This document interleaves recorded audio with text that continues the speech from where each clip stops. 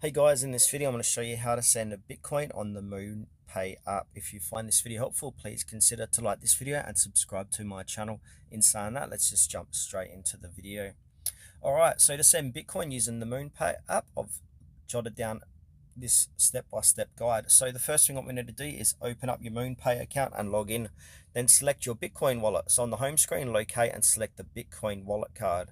Then from here, you need to initiate the send process. So tap the three dot menu at the top right hand corner of the Bitcoin wallet card. Choose the send option.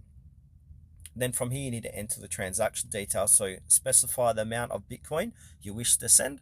Then enter the recipient's Bitcoin wallet address. Ensure this wallet is correct, as cryptocurrency transactions are irreversible. And then from here, just simply review and confirm. So check the transaction summary, including any network fees. If all details are correct, tap confirm and send to finalize the transaction.